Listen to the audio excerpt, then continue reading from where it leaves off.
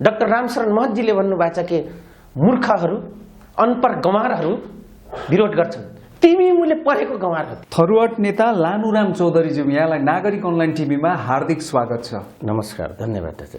MCC pass गर्ने यहाँ चाहिँ सेटिङ भइसकेको छ भनेर धेरै हल्लाहरू छ हैन? के लाग्छ तपाईलाई? एमसीसी त्यहाँ प्रस्तुत गरिँदैछ, एमसीसीलाई चाहिँ भनौँ न छिराइँदैछ, केही यस्तो सूचना लानुराम चौधरीज्यूले प्राप्त गर्नुभएको छ? मैले पाएको संसदीय सचिवालयको कुनै सूत्रबाट हजुर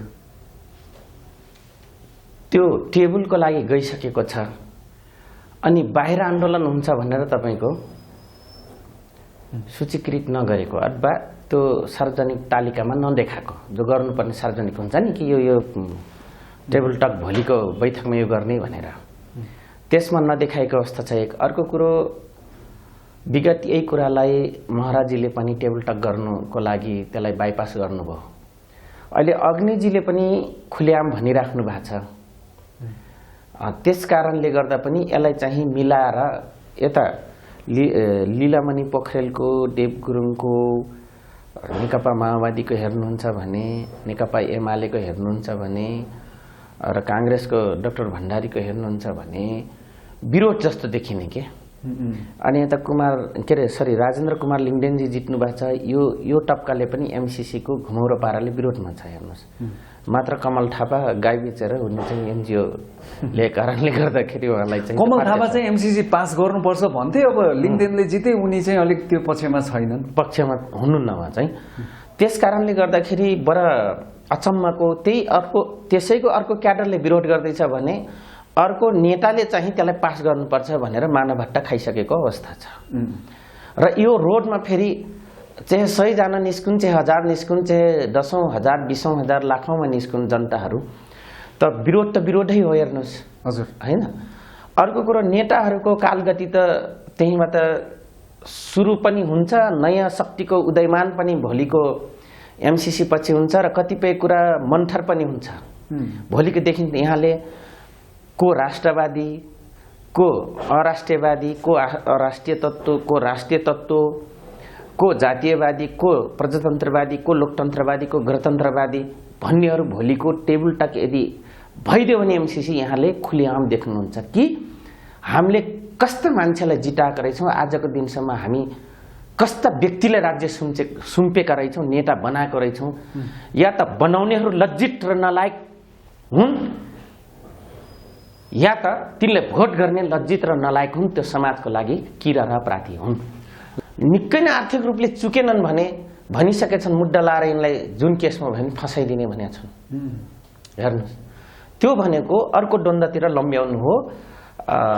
अब मलाई लाग्छ सीआईए र रहरूले, सोनिया गान्धी प्यानल रहरू, सीआईए मिक्स रहरूले चाहिँ नेपालमा अझै मूर्ख नयाँ जन्मिँदैछन्, ती मूर्खलाई ठप मूर्ख ती नजायज औलादलाई बनाइदिन्छौ भन्छन् भने अब सायद गाह्रो छ र बन्नेहरूको जिन्दगी अब गाह्रो छ। हेर्नुहोस्, यो देशलाई यस्तै बनाउनको लागि कराउने थकित हुन्छन् जनता। जेप्पो गरन मोरीहरू भनेर जो बुढाबुढी भन्ने गर्थे, त्यो किसिमले थकित बनाउनलाई पनि यसलाई चाहिँ लिङ्गरिङ गरिएको छ। ती एमसीसी विकास होला भन्छन्। डाक्टर रामशरण महतजीले भन्नुभएको छ कि मूर्खहरू अनपढ गँवारहरू विरोध गर्छन्, तिमी मुले पढेको गँवार हो। तिमी नुवाकोटको तमाङ सम्झेछौ अब सबलाई, होइन? त्यो दिन रहेन। एमसीसी चाहिँ पास गर्ने लाइनमा अवरोध खडा गर्दाखेरि कुनै मुद्दाहरू पनि चलाउन सकिन्छ भन्दाखेरि अहिलेका सभामुखमाथि त अलरेडी एउटा ज्यान मुद्दा, एउटा अत्यन्त गम्भीर प्रकृतिको मुद्दा उहाँमा जिउँदै चाहिँ मान्छेलाई खाल्टोमा पुरेको खालको मुद्दा छ, काभ्रेका अर्जुन लामाको। नै उहाँलाई मात्रै होइन, म भन्छु तपाईलाई, किनभने हामी अनाकमा टिकापुरको केस भोग्दैछौँ क्या, बदनेट हुँदैछौँ। म विश्वमा बसिराख्नु भएका सम्पूर्ण नेपाली दाजुभाइ तथा दिदीबहिनीहरूलाई यति मात्रै होइन, नेपाली बुझ्ने र नेपालीलाई इङ्ग्लिसमा ट्रान्सलेट गर्ने, मेरो इन्टरभ्यू ट्रान्सलेट गरेर धेरैजनाले हेर्नु हुँदो रहेछ। म उहाँहरूलाई भन्छु, टिकापुर केस अति रञ्जित र जबरजस्ती नसलबाट प्रेरित छ। र म किन यो विषय जोड्दैछु? अग्नि सभासद हुने, रेशम कोक्लेटो भित्र हुने, मार र मराउ भन्ने अमरेश कुमार सिंह र उपेन्द्र उप प्रधानमन्त्री बन्न मिल्ने, राजेन्द्र महतो मन्त्री बन्न मिल्ने, सरकारमा इन्भल्भमेन्ट हुने, रेशम चौधरी जेल हुने। रेशम त मास्टरमाइन्ड भनेर नै उहाँलाई त यहाँ त उ गरिराखेको केही पनि होइन, नथिङ।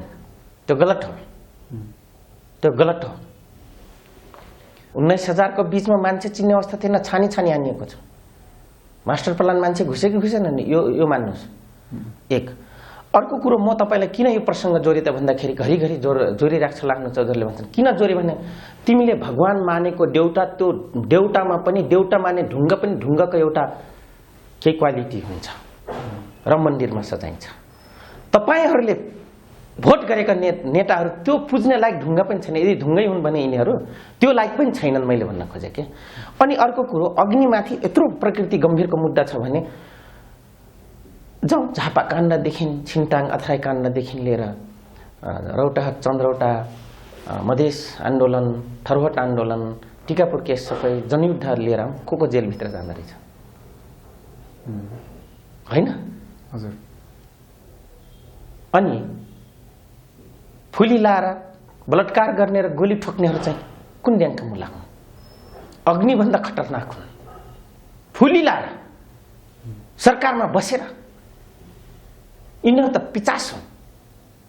वामदेव गौतम त पाखा लाग्नुभयो, त्यो त लगाइयो। ऊ त हानेपछि म चिनेछु बर्दियाको थारूहरूलाई म बुझाउँछु भनेर कमिटमेन्ट गरेपछि डराएर डाक्टर गोपाल दहित जस्ता व्यक्ति काङ्ग्रेसमा भागे। गङ्गा जस्ता चौधरी पैसा तिर सोनपाटिक सभासदमा बार्गेनिङ गरे संसदमा। रेशम चौधरीमाथि यत्रो अन्याय भयो तपाईँले भन्नुभयो नि होइन? जस्तो चाहिँ अहिलेका सभामुखमाथि त्यत्रो आरोप छ, अरू चाहिँ भनौँ न अरू उपेन्द्र यादवदेखि लिएर अरूका पनि तपाईँले कुरा गर्नुभयो। त्यति मात्र, मिलिट्री निजामती कर्मचारी जनयुद्धमा कत्र कत्र जघन्य अपराध गरेका छन्, पुलिसले कत्रो जघन्य अपराध गरेछ। आज ती चाहिँ गधाहरू नुहाइदिएर सेतो इनामेल लगाइदिएर गाई भएका छन्। रेशमजीको त राजनीति सकाउनै खोजियो नि होइन? त्यो त ककालाई फाइदा छ। लिम्बुजी बडा गम्भीर प्रश्न सोधिदिनु भयो। रेशमलाई भित्र राख्यो भने सम्पूर्ण दललाई फाइदा छ। रेशम चौधरीको श्रीमती रञ्जिता कायस्थले बुझ्नुपर्छ कुरा। र रेशम चौधरीको वकालत गर्ने थरवान मोर्चा बन्नेहरू बुझिराख साथीहरू, तिमीहरू सबै फाइदा नदे यिनीहरूलाई। विभिन्न दललाई फाइदा छ, रलाई फाइदा छ, सिआइएलाई फाइदा छ। किन यहाँ कन्ट्रडिक्सन साधिराख्न पाइन्छ नि। पुलिसलाई थारूहरूले अर्को कमाइया बनाउन सक्छौँ, सिध्यायो भने फाइदा छ। हेर्नुहोस्, अनि स्वयं दिल्लीतिर भागोस् भनेर रलाई फाइदा गराउन खोजिरहेछ। काठमाडौँबाट डिस्कनेक्ट होस् भनेर प्रदेश नम्बर 2 का मधेसी नेतालाई फाइदा खोजिरहेछन्। मधेसतिर नजाओस्, दिल्ली पनि नजाओस्, यिनीहरूसँग हजुर भनिरहोस्, दे भनोस्, भिख मागोस् भनेर यहाँको विभिन्न दललाई फाइदा गराउनको लागि गरिरहेछन्। ए थारू तिमीहरू त यो देशको उसै त आदिवासी भनेर आयोग खोलिदिएर, थारू आयोग खोलिदिएर 5औं दर्जाको नागरिक बनाइदिएछ। सर्टिफाई गर्न जानुपर्ने जनजाति प्रतिष्ठान, जनजाति आदिवासी उसमा चाहिँ जानुपर्ने। नेपालको तिमी को हो? म 4औं 3रो दर्जाको नागरिक हो, म चाहिँ जनजाति हो। लाहानु चौधरीले मान्दैन। वी आर इन्डिजिनियस मात्र होइन, बुझ्नुभयो? यो देशको फर्स्ट सिटिजन हो हामी। तिमीहरूको बाजे बराजु इरानबाट माइग्रेसन हुनुभन्दा अगाडि, अशोका राज्य आउनुभन्दा अगाडि हाम्रा बाजे बराजु यहाँ थिए भनेर गर्वका साथ आजदेखि जनजाति प्रतिष्ठान विभिन्न आयोगलाई ब्रेक गर्नको लागि अनुरोध गर्छु। हामी 5औं 6औं 10औं नागरिक हो त, यो देशको मूलवासी हो हामी। यो किसिमको पाठ पढाएका छन् एमाले, काङ्ग्रेस, माओवादी, राप्रपा, दुनियाँमा भएका जनजाति नेताहरूले। तर रेशमजीलाई जुन किसिमको अन्याय भयो त्यसमा तपाईँहरूले पनि के गर्नु सक्नु भयो? तपाईँ आफै थरवट नेता पनि हुनुहुन्छ। राजनीति नै यसरी भयो, रेशम चौधरी चाहिँ छुट्ने भन्ने, सबैले छुटाउनु, त्यो छुट्दैन। ऊ पनि त कोक्लेटो छ, भित्र बस्यो भने नेल्सन मण्डेला बन्छु भन्छ। त्यो जमाना रहेन कि जसले जति धैर्य गर्यो जेल काट्यो त्यो चाहिँ धैर्यवान व्यक्ति हो, सत्य छ भन्नु। त्यो युग फरक थियो, डिजिटल युग छ। अब त्यो युग पछाडि पारिदिन्छ। अहिले डिजिटल युग छ। आज जो त्यहाँ घेराभित्र बस्छ र यहाँ चहलपहल गर्दैन त्यसको इतिहास मेटिन्छ। त्यो जमाना रहेन, इतिहास रहन्छ भनेर। अनि दोस्रो कुरो, लिम्बूलाई लिम्बू, राईलाई राई, तामाङलाई तामाङ, शेर्पालाई शेर्पा, नेवारलाई नेवार, थारूलाई थारू, गुरुङलाई गुरुङ, मगरलाई मगर काट्ने विभिन्न एजेन्ट पर्सनहरू छन् त्यो पार्टीमा। खुद उनकै थरवान मोर्चाकै व्यक्तिले उनलाई नछुट्ने वातावरण क्रिएट गरेका छन्। राजनीति हेर्नुहोस्, एउटा कुरा नि चौधरीजी, अब तपाईँ राजनीतिको एउटा भनौँ न तपाईँले सबै भोगेको देखेको सबै तपाईँ भुक्तभोगी मान्छे हो होइन? मलाई त कहिले के लाग्छ भने लिम्बू चाहिँ साँच्चै मलाई चाहिँ भोगाउनलाई मात्रै जन्म दिएछ क्या। होइन, धेरै भोग्नु पनि त्यो चाहिँ एउटा महत्त्वपूर्ण कुरा हो भन्छन्। जस्तो म एउटा कुरा यहाँ जोडौँ है, भर्खरै मात्र काङ्ग्रेसको चाहिँ अधिवेशनको उद्घाटन भयो। हजुर, एकदम। त्यसमा एउटा नवनिर्वाचित राप्रपाका अध्यक्ष अब राजेन्द्र लिङ्गदेन जनजाति समुदायकै आएका छन्।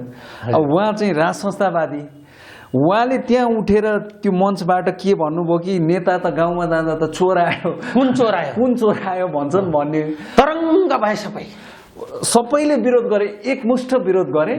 केपी ओलीदेखि लिएर प्रचण्ड, माधव नेपालसम्म सबैले चाहिँ उहाँलाई विरोध पनि गरे होइन? राज संस्थाको विषयमा म भन्न चाहन्छु यही बाहुनले उत्पादन गरेको युग युग ढानेको ब्राह्मणवादी राजावादीको नायक राजेन्द्र कुमार लिङ्गदेन बन्नुभयो एउटा चुनावी विधिवत तरिकाले। उहाँलाई विशेष धन्यवाद। तर म अगेन्स्ट पर्सन हो। एक दोस्रो कुरो, उहाँले सही रूपमा सही भन्नुभयो। फेरि कुन किसिम, अब कुन चोर, अब यहाँ चोर मात्रै भन्नु, अझ डाका भन्नु भएन। डाका र चोर फरक छ। डाका त अलिक ठुलै दर्जाको भयो नि। ठुलो दर्जा मात्र, त्यो त दिनदा लुटेर मारेर सब लुटेर गएर खुसी मनाउने हो, गएर लिएर जाने हो। चोर भने राति गएर खुसुक्क चोरेर सेफ भइहाल्ने हो। त अधिकांश त्यो प्र्याक्टिसमा थिए। अब म तपाईँले भन्छु, हो उहाँले भनेको एउटा सत्य कुरा छ।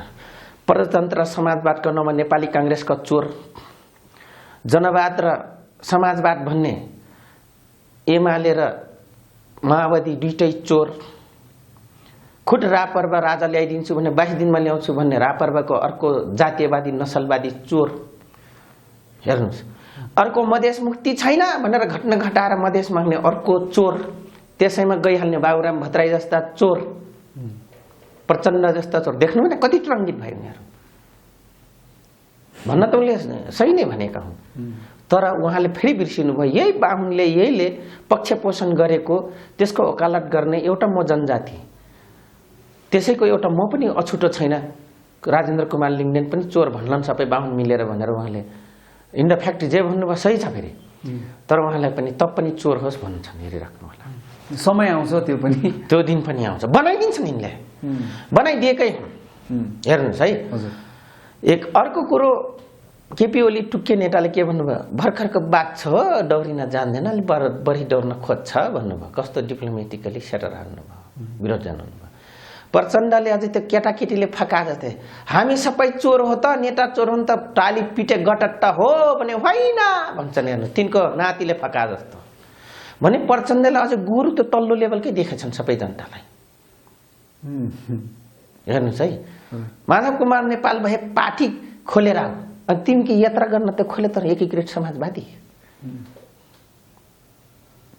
हेर्नुहोस् है, भनेपछि यहाँले जे प्रश्न गर्नुभयो, यो देशमा नेताको अस्तित्व र अस्मिता, नेताको दर्जामा रहने कोही पनि रहेन। नेताको जुन एउटा ओज, गरिमा, सम्मान, त्यो केही पनि त्यो चाहिँ छैन हैन। स्वास्नी लानु चौधरी पनि बिमलाको पोइ हो। यी सब आफ्ना आफ्ना स्वास्नीका पोइ हुन्, आफ्ना आफ्ना घरका चाहिँ मालिक हुन्, आफ्ना आफ्ना टोले गुण्डा टोल हुन्। त्यो भन्दा डन बनाउने त्यो बरु दीपक मनाङ्गे रहेछ सबैको डनबरु। हेर्नु न, लगेर मैले एउटा पोल के खोलिदिएको थिएँ, पार्टीले, केन्द्रीय पार्टीले यही तपाईँको अफिसको छेउमा हाम्रो वार्ता सचिवालय हुँदाखेरि यही वासुदेव गिरीको घरमा त्यो हतियार थिएन, हतियार दिएको थिएँ। अनि उसलाई गर्ने, थ्रेट गर्ने, एनकाउन्टरै गरिदिने, आर्थिक लिने, तीनटै कारवाही चलाउने भन्ने निर्देशन थियो। फ्याट्टा मैले भनिदिएँ, उनले सहयोग पनि गरिदिए। त्यो बेला हतियार पनि थिएन भ्यालीमा कब्जा गर्नलाई। अनि उहाँ त दीपक मनाङ्गेले कति सहयोग गरे तपाईँहरूलाई त्यो बेला? राम्रै सहयोग गरे होला नि। त्यो त आर्थिक भन्दा पनि उहाँले हतियार सहयोग गर्नुभयो। अनि तपाईँको फ्याट्टा मैले पोल खोलिदिएपछि बाबुराम र प्रचण्ड बोलाएर उहाँ चाहिँ रत्नकर डाकुबाट वाल्मिकी बन्नुभयो। अरे हो भने नि कि हामी पनि विगतमा रत्नकर डाकुकै झन्डै थियो है पोलिटिकलमा। तपाईँ पनि आउनुभयो, मिल्यो, हाम्रो स्टर एउटै हो चाहिँ भन्न बाँकी राख्नु भएन। हेर्नुहोस् भने उनी भन्दा दीपक मनाङ्गे सापेक्षिक रूपले ठिक हो। प्रचण्ड बाबुराम भन्दा दीपक मनाङ्गेको आइडियोलोजी अलिक क्लियर देखियो, अलिक उपल्लो स्तरमा देखियो। उपल्लो स्तरमा देखियो नि त होइन। फेरि जनजातिको छ र मैले उनलाई अपग्रेड गरेको होइन। मतलब प्रचण्ड बाबुरामजी नेपाली काङ्ग्रेसका एमालेका सबै गर्ने नेताहरूको स्तर त रहेछ त दीपक मनाङ्गेकोमा, राजीव गुरुङकोमा, होइन र? हजुर। अब अर्को आछ फेरि पट्टुर डिजी भएर सुशासन पार्टी अरे अनुशासनहीनहरूको पक्ष पोषण गरेर सुरक्षा गरेर जागिर खाएर रिटायर भएर आएर सुशासन पार्टी अरे रमेश खरेल अर्को बाहुन आइपुगेछ फेरि। होइन, उहाँ त एउटा नाम कमाउनु भएको थियो नि, के नाम कमाउनु, नाम कमाएर भित्रभित्र अकुट सम्पत्ति कमाउने उनको रणनीति थियो र कमाएका पनि हुन्। भविष्य देख्नुहुन्छ रमेश खरेलको पार्टीको?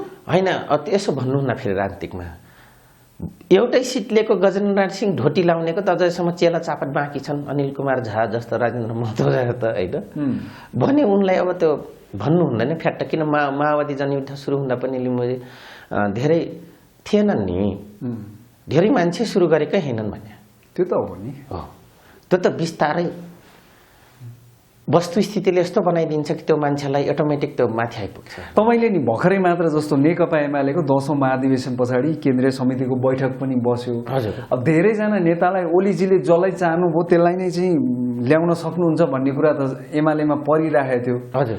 अब त्यहाँ चाहिँ दुर्गा पर्साई, अब जसलाई चाहिँ उर्फ मार्सी भनेर पनि चिनिन्छ होइन, हजुर, उहाँलाई केन्द्रीय सदस्यमा ल्याइदिनु भयो टपक्क।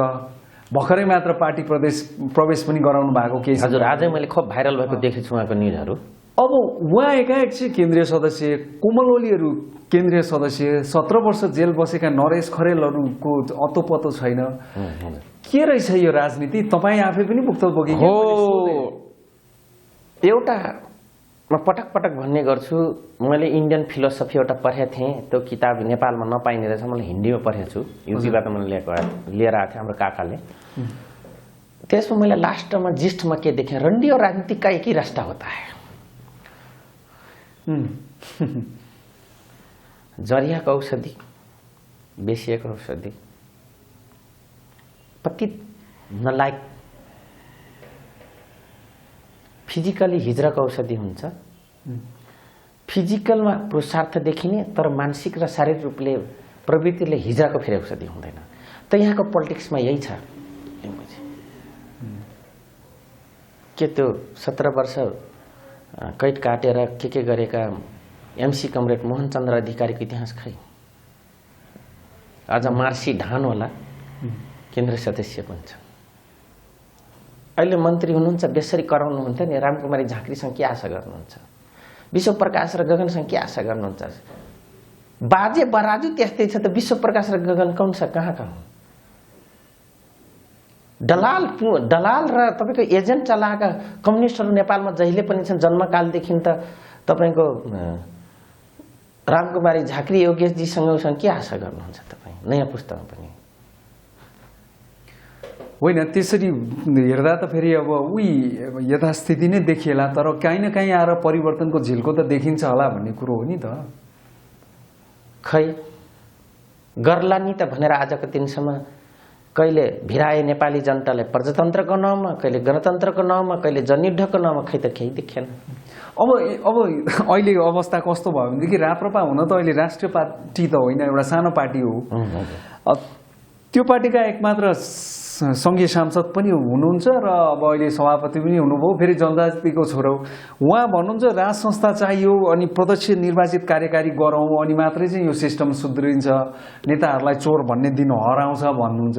के यो समस्याको समाधान हो त? तपाईँ पनि एउटा मलाई लाग्दैन ज्ञानेन्द्र शाहजी राज संस्था फर्काउँदैमा अथवा गर्दैमा चाहिँ यो देश सुध्रेला जस्तो लाग्दैन। स्वयं ज्ञानेन्द्र शाह पनि सुध्रेको हुनु पर्यो, ज्ञानेन्द्र शाहको वंशज पनि सुध्रेको हुनु पर्यो। एक अर्को कुरो कसरी मलाई लाग्छ अर्को रक्तपात नभइकन राज संस्था फर्किँदैन। म तपाईँलाई भन्छु प्रस्तावनामा के छ, कानुन पढ्नेहरू त जम्मैले थाहा छ। अहिलेको संविधानमा सङ्घीय गणतन्त्र भनेको छ नि त।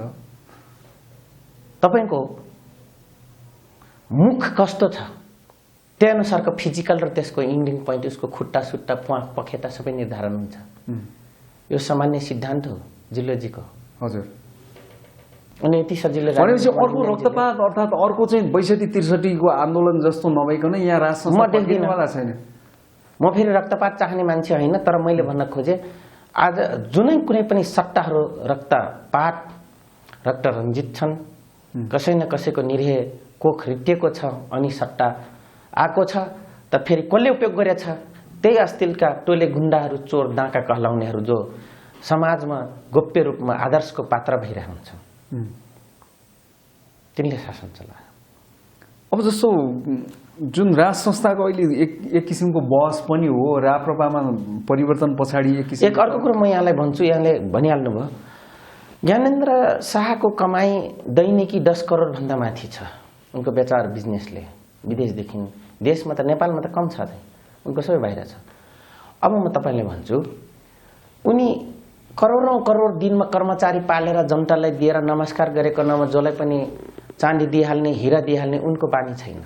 उनी त लिने हो, कसरी हुन्छ ढुकुटीमा थुपार्ने हो प्रवृत्ति, र त्यही स्कुलिङबाट आएका हुन्।